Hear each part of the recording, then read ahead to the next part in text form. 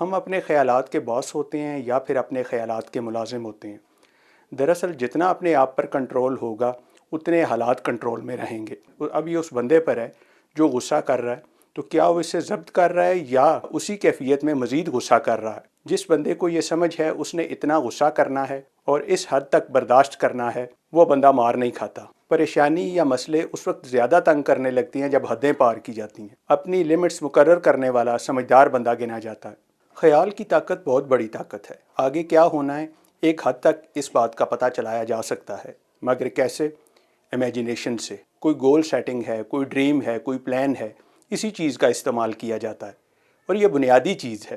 کچھ لوگ بڑے کین آبزرور ہوتے ہیں، بڑا ٹھیک مشاہدہ کر لیتے ہیں، یعنی ابھی وہ چیز رونمائی نہیں ہوئی تو وہ پتہ چلا لیتے ہیں، اسیس کر لیتے ہیں۔ یہ بہت بڑی کوالٹی ہے۔ ایک چیز دماغ میں بٹھا لینی چاہیے کہ لائف میں شارٹ کٹس نہیں ہیں۔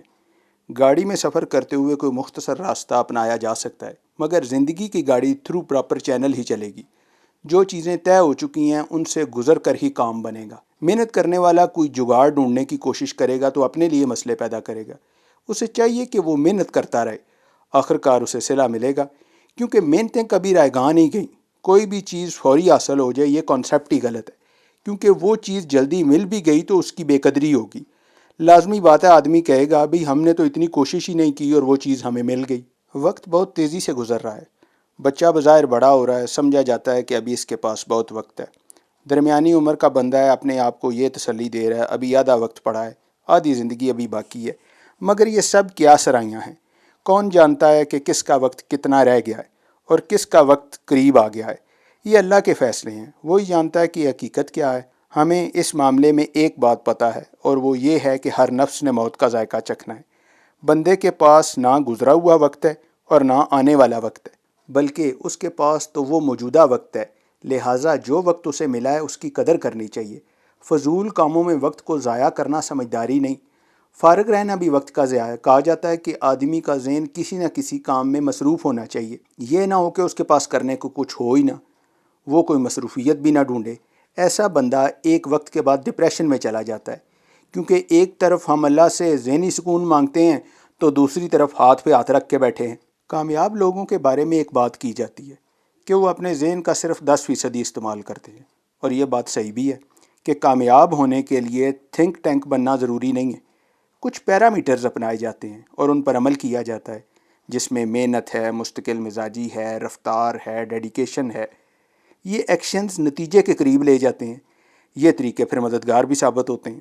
کامیابی کے تناظر میں بات کروں تو ہمیں زندگی میں 3 قسم کے لوگ نظر آتے ہیں۔ ایک تو وہ ہیں جو تماشائی ہیں، وہ صرف آپ کو جج کرتے ہیں کہ آپ کیا کر رہے ہیں۔ ان بیچاروں کو یہ نہیں پتا کہ وہ خود کیا کر رہے ہیں۔ یعنی صاف الفاظ میں کہوں تو اپنی حالت سے بے خبر اور دوسروں کے لیے باخبر ہیں۔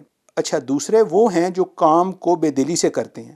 ملازمت کی تو جلدی خیر بات کہہ دیا، کاروبار کیا تو وہاں ناکام رہے۔ اب ان کو ایک چیز آسان لگتی تھی، وہ تھی تنقید، وہ پھر انہوں نے شروع کر دی۔ حالات وسائل کو ناکامی کا ذمہ دار ٹھہرا کر خود بری ذمہ ہو گئے۔ تیسرے وہ لوگ ہیں جو فطری انداز میں کام کرنے کے عادی ہوتے ہیں، مصنوعی طریقہ ان کو اچھا ہی نہیں لگتا۔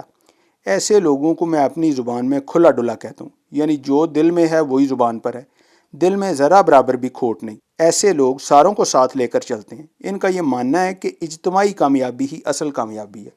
لوگوں کی زندگی میں ویلیو ایڈ کرنا اپنا فرض سمجھ، یہ لوگ اپنے آپ کو ظاہر کرتے ہوئے ملیں گے۔ کل انہوں نے کیا کرنا ہے ان کی زبان پر ہوگا۔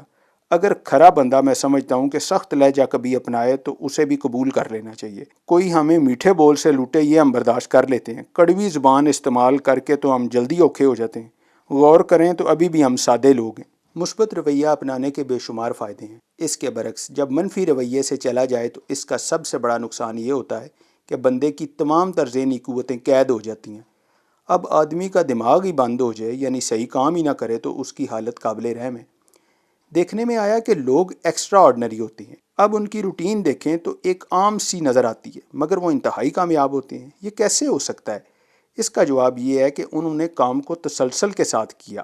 پابندی اور نظم و ضبط جب زندگی میں آتا ہے تو ایک عام آدمی بہت سکسیسفل نظر آتا ہے۔ ایک فصل اگانے کے لیے جیسے ہل چلایا جاتا ہے، زمین کی صحیح تیاری کی جاتی ہے، پھر اس میں بیج بویا جاتا ہے۔ بیج جب پودا بنتا ہے تو ساتھ اگنے والی جڑی بوٹی کو بھی اکھیڑ دیا جاتا ہے۔ پودا جب اور بڑا ہوتا ہے تو حفاظتی سپرے کیا جاتا ہے، کیڑوں کے حملوں سے محفوظ کیا جاتا ہے۔ انسان کی مثال بھی ایسی ہی ہے کہ بچے کی پیدائش سے لے کر اس کے بڑے ہونے تک وراثت اور ماحول کا بہت عمل دخل ہوتا ہے۔ اسی لیے کہا جاتا ہے کہ خاندان اور تربیت دیکھو، اس سے کافی حد تک بندے کا پتہ چل جاتا ہے کہ وہ کس قسم کا ہوگا۔